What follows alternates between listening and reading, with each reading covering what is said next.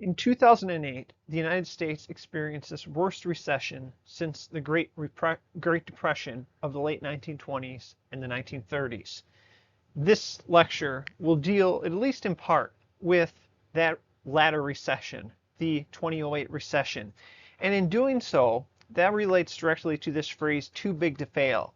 Because what we're going to see in this recession of 2008, particularly in terms of how the government reacts to it, is government focus will be on corporations, particularly the banks, basically to prop them up to make sure that they did not go under and bring the United States not into a recession, but an actual depression.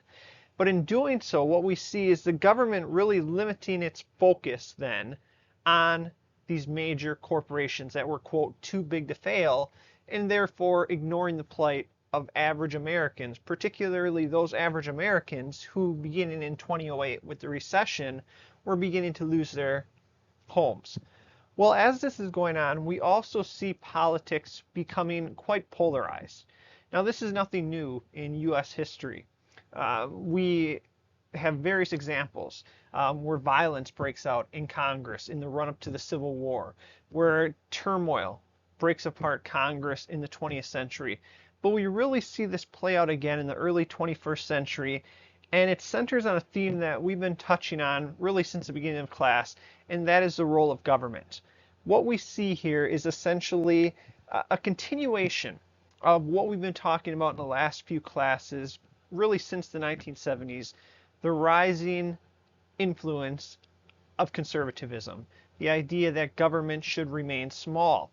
Well, now with this recession coming into play in 2008, that question becomes even more pertinent as people are pushing for the government to remain small, and others begin to say, well, this recession is proof that the government needs to grow and actually intervene more in people's everyday lives.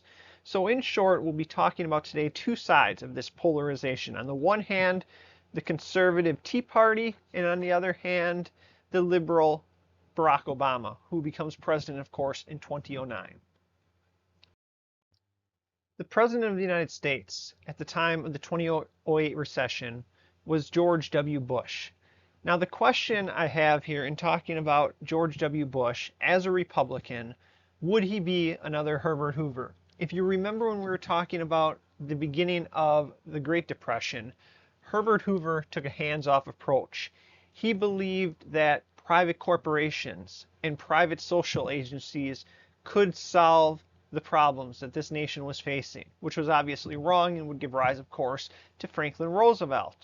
So in asking this question, we need to kind of provide a little background here in talking about the bubble bursting, and that is the end of the boom times. Because what happened was in the 1990s, due in part to the growth of the internet and various tech industries, we would see a massive growth in the economic fortunes for most Americans. Well, this would change, of course, with the 2008 recession. And we really seen evidence of this because of the economic boom. Between 1997 and 2006, home prices would rise 85%.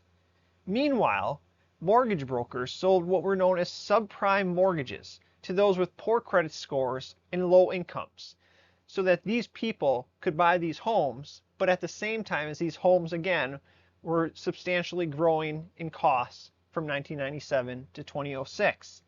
Now, these subprime loans that were offered to those with poor credit scores and low incomes allowed these individuals to purchase a home without making a single down payment.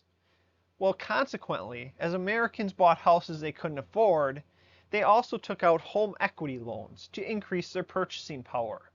So what we see here essentially is when we're talking about home equity is that after you live in your home for a period of time, you will build what is known as equity. And after time, this will allow you to borrow some of that equity from your home.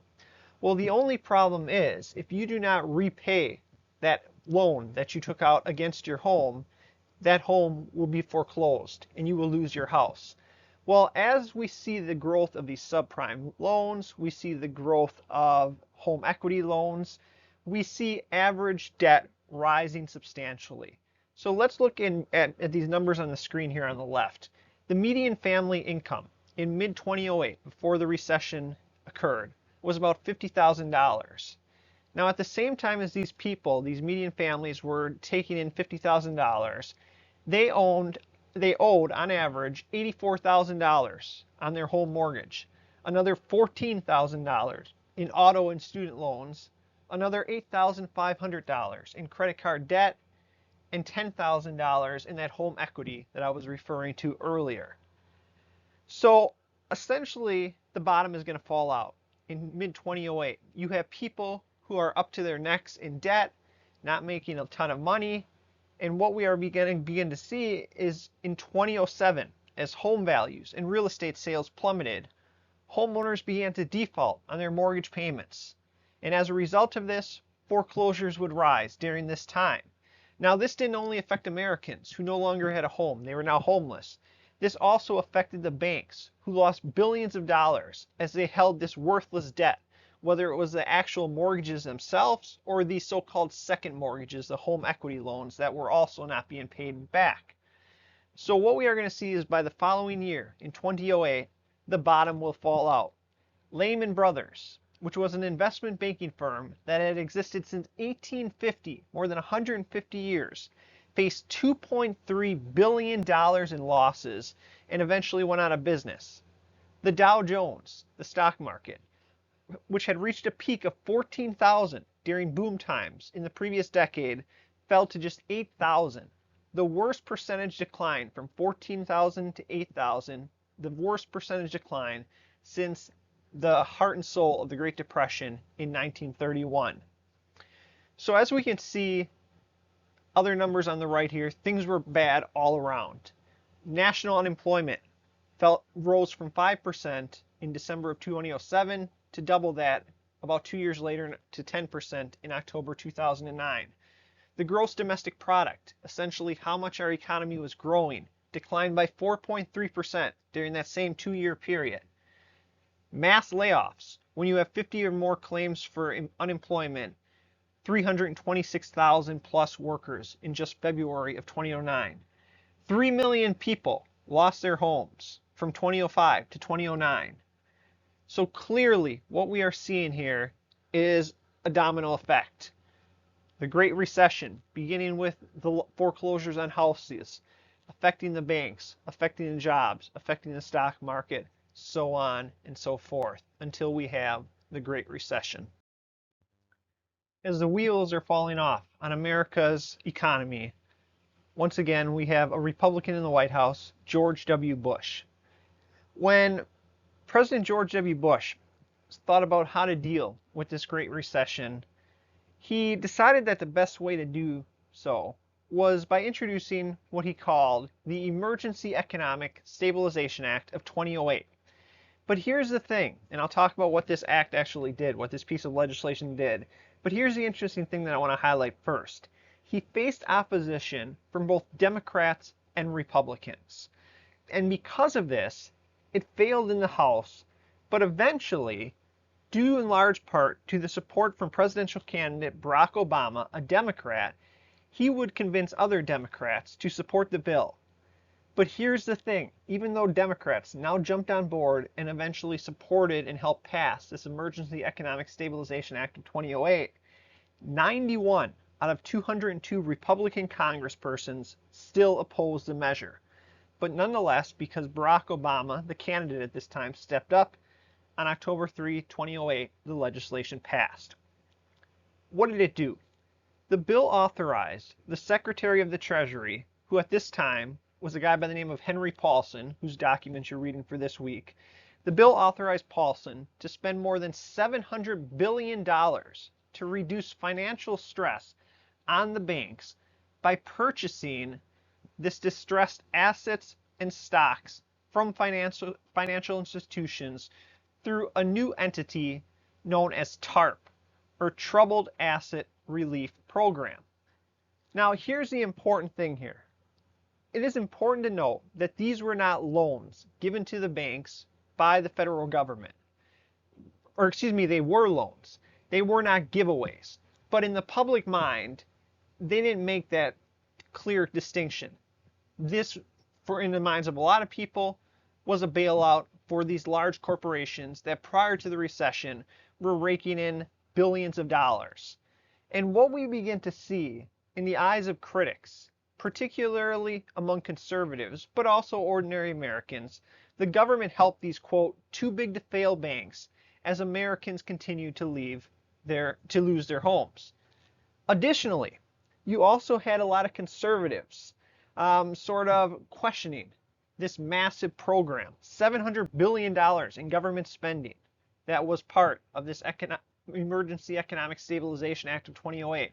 A lot of conservatives question whether that's the right approach. And we can see this sort of reversal of conservative principles illustrated in this comic to the left. Here we have this businessman holding his briefcase that says deregulation. Remember, we talked about deregulation occurring actually in the late 1970s when Democrat Jimmy Carter was president. But here this businessman was saying, get the federal government off my back. Now we see on the right another businessman holding a briefcase that says Wall Street with a life preserver. Basically saying bailouts, the government's saving them. Where's my government? Who's got my back? So clearly this is a momentous occasion where, because of the danger that this recession posed to the entire country and possibly threatened a larger depression that was similar in scope to the Great Depression of the 20s and 30s, there was a turnaround where the government would become far more interventionist. But because of this, and here's the important part, we'll talk about this a lot more on the next slide, because of this move by George W. Bush, we see the emergence of what becomes known as the Tea Party movement, and therefore leads to an even greater polarization in American politics. In January 2009, a New York stock trader by the name of Grand Mokohaniyuk urged people to send tea bags to their congressional representatives to protest high taxes. This is, of course, sort of a direct repeat, if you will, of the original Tea Party movement in Boston in 1773, when colonists dressed up as Native Americans in Boston Harbor took control of a ship from the East India Tea Company and threw all the tea overboard because of high taxation. Well, that is where this new Tea Party movement in 2009 had its origins, if you will.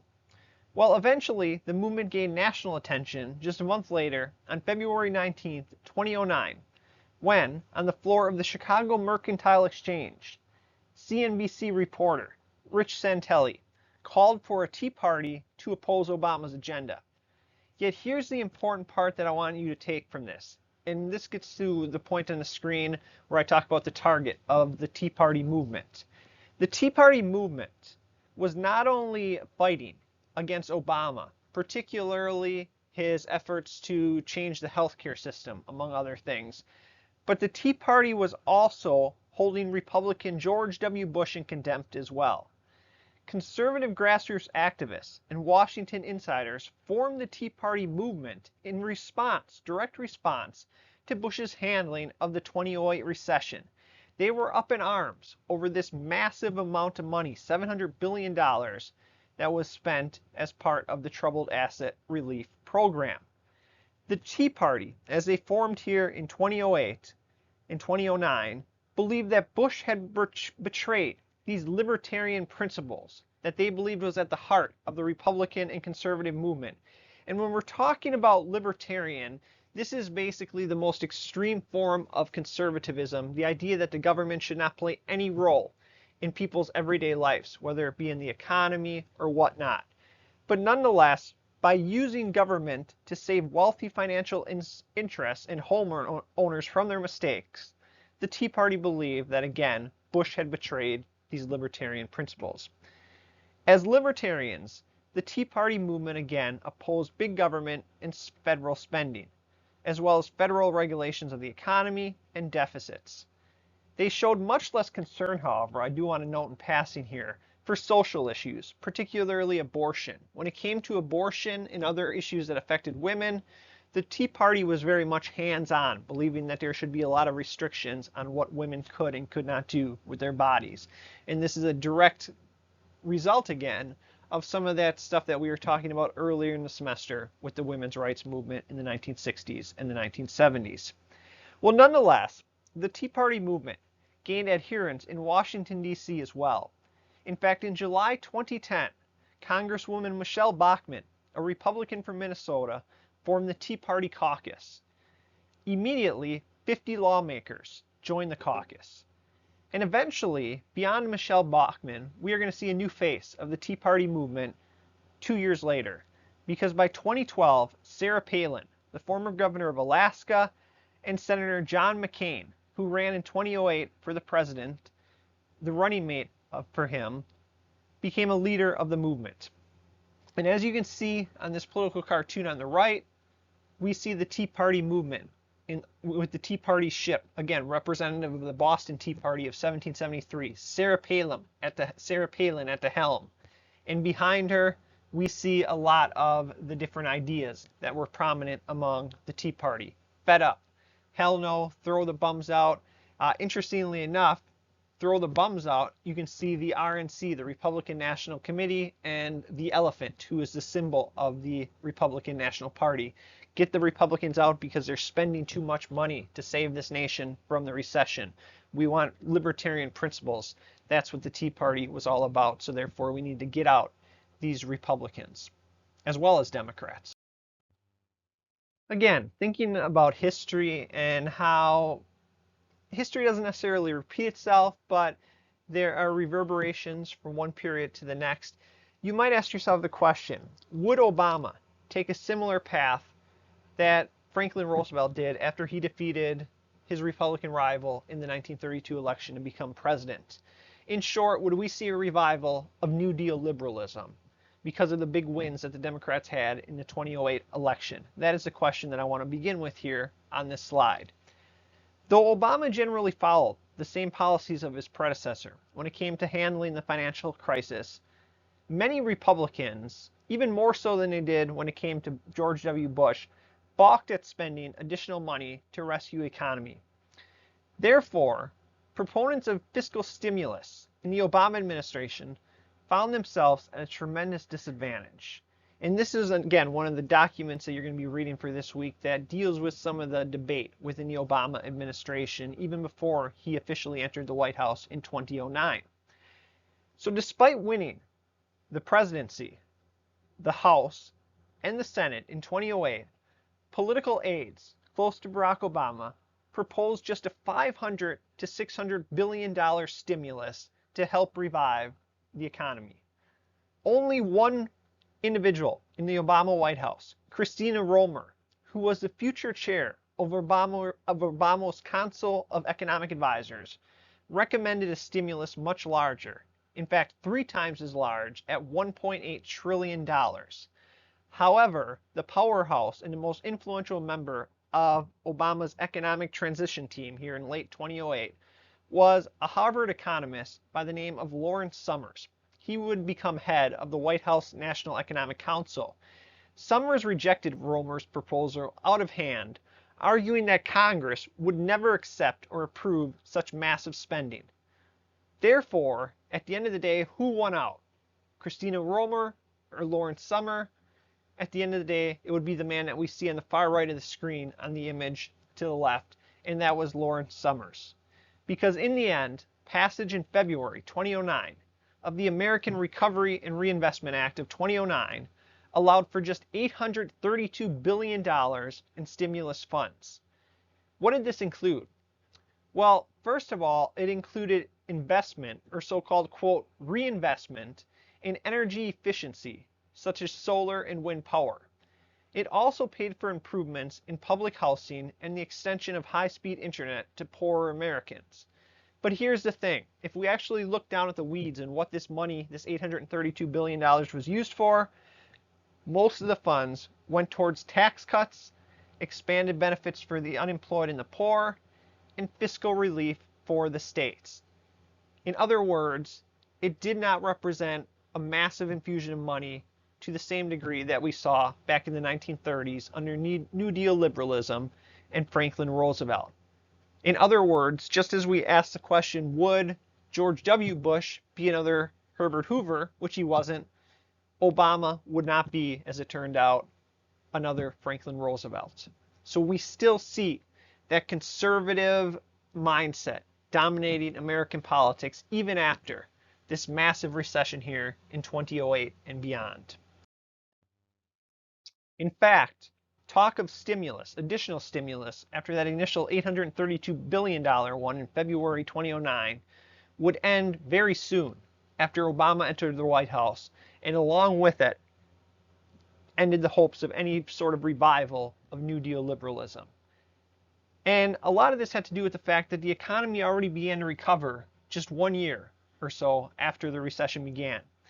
For instance, by March 2009, the economic fortunes of the nation had improved as the stock market reached its low point and started to see gains once again throughout the year.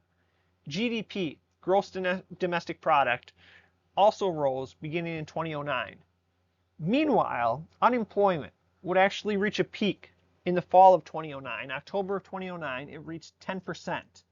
However, by the fall of 2015, some 6 years later, it would be halved back down to just 5%.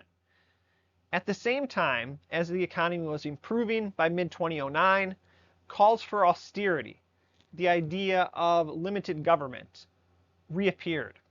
And in fact, a lot of this stemmed from the people's own mindset, Americans' own mindset. Most Americans, according to polls, actually opposed the stimulus. But the problem was, most Americans confused the stimulus with the TARP bailouts of the big banks. So it's more likely that when they expressed anger and resentment against the stimulus, they were actually talking about the bailout of the big banks. But nonetheless, for instance, a January 2010 CNN poll found that 63% of respondents felt that the funds had been spent on projects, quote, for political reasons, compared to just 36% who felt that the funds had been spent on projects, quote, to benefit the economy. Even Democrats joined in on this protest against big government. We would see Senator Evan Bayh, a Democrat from Indiana, declare that the American Recovery and Reinvestment Act, the Stimulus Act of early 2009, quote, is going to be the last stimulus we see for a long time. Well, as the writing was on the wall, we see a dramatic reversal in the fortunes of the Democratic Party in the midterm elections of 2010. It was here that the Republicans retook control of the House with 63 new seats. In fact, the President of the United States stood before the press corps in the White House press room and admitted that Democrats took, in his words, quote, a shellacking. Tea Party candidates accounted for 40 of the newly won 63 seats in the House.